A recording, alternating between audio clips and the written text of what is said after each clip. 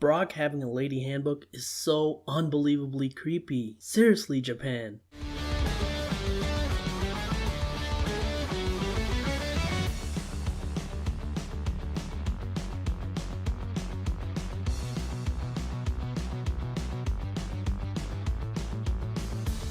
Yes, ladies and gentlemen, episode 103 of the Sun and Moon anime just dropped, and this is the second part of the two-part Brock and Misty in Alola saga. This episode focuses on Brock, as the last one focused on Misty. How is this episode? Well, let's find out. The episode starts with all our heroes eating and enjoying Brock's food by the beach.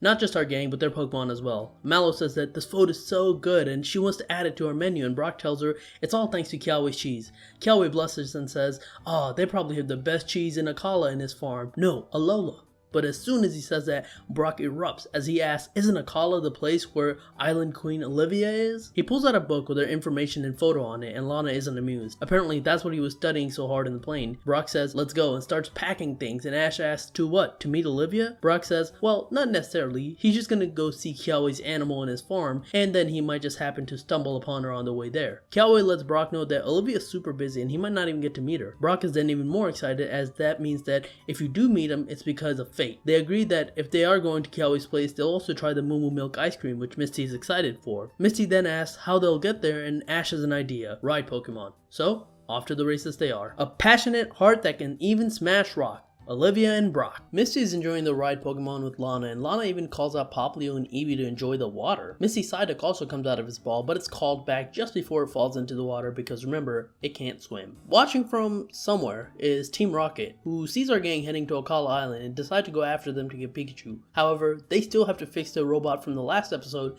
so it'll be a while before they can get there. Also, that somewhere turns out to be an island in the middle of the ocean. We're in Akala Island in Kiawe's farm, and both Brock and Misty land and say, it's a great place for Pokemon to live. They check out all the Pokemon in the farm. Misty and Brock even get sprayed by a Mudbrace. Kiawe's sister then brings out ice cream for everyone, and everyone seems to love it. Psyduck even comes out of its ball wanting to try some, and when Misty tries to hand it a small little piece, it eats the whole thing and gets a brain freeze. Just then, however, our heroes hear a noise coming from one of the barns. When they try to go check it out, it turns out to be a wild Kangaskhan. It's terrorizing the Pokemon there, and no one can figure out why. That's until Brock realizes that its baby it's not in its pouch. Instead, it's behind the mother and its leg is injured, although Brock's not fully sure what happened, so he needs to go and find out. The other tells him that it's too dangerous, and Rotom asks if he has a plan, and he responds that he's a doctor in training after all, and sends out his Comfey. Apparently, he got the Comfey from the Nurse Joy last episode when he helped her. He slowly approaches the Kangaskhan. He gets close to it and tries to calm it down. He does get attacked once, but he doesn't waver and gains the trust of the Kangaskhan and takes a look at the baby Kangaskhan. It turns out its leg is just swollen, but it's not broken, so he uses some sprays on it and bandages the leg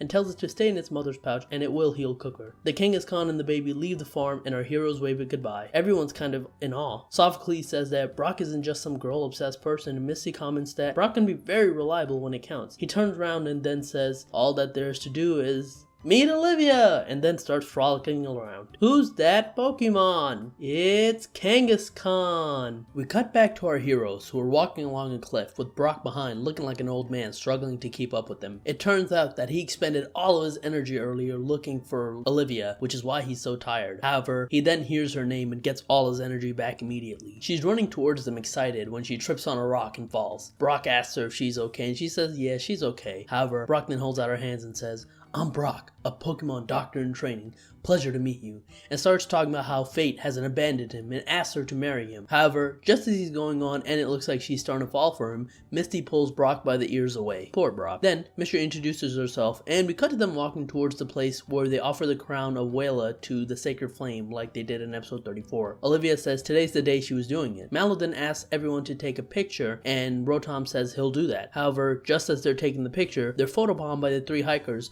who were asked by Olivia to patrol Wela Volcano Park. And it seems they photobombed over Brock's face. Again, poor Brock.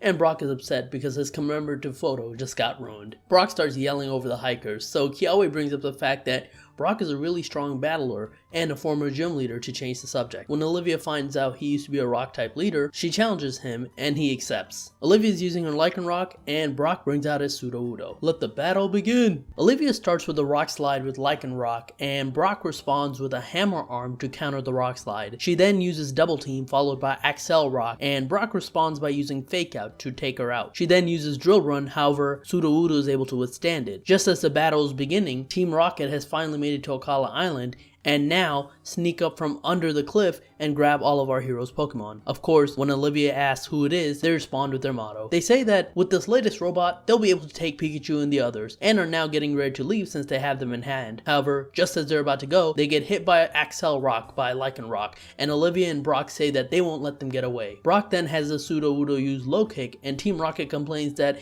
it's not fair that they're being attacked without getting warned first. Olivia tells Brock that she's got this and pulls out her Z-Ring. However, Brock asks to help her and she agrees. Together, they use Continental Crush and Brock sneaks in the phrase "in love," which somehow turns the Continental Crush to the shape of a heart. However, Meowth is able to stop this Continental Crush. That's kinda crazy. But then, this time, Stuffle pops out from underneath, and that means that Bewear's here. So Beware takes him away. With Pikachu free, he breaks some of the robot arms and frees our heroes while using Iron Tail. I mean, it was a nice subversion of expectation, but it really did feel anticlimactic. Especially since we got to see Mega Gyarados last episode. I was hoping we get to see Mega Steelix this episode, but maybe that would have been too predictable? I don't know. Anyways, we cut back to Melee Island as our heroes, along with Kukui and Burnett and Olivia, are getting ready to watch the Melee fireworks. Burnett asks Brock and Misty how was Akala Island, and Misty responds fun, and Brock says it was time, no, it is time well spent, because he's getting to watch the fireworks with Olivia, and for that, he thanks the two professors. The fireworks show then begins. It almost feels symbolic. Not only is this the end of Brock and Misty and Alola,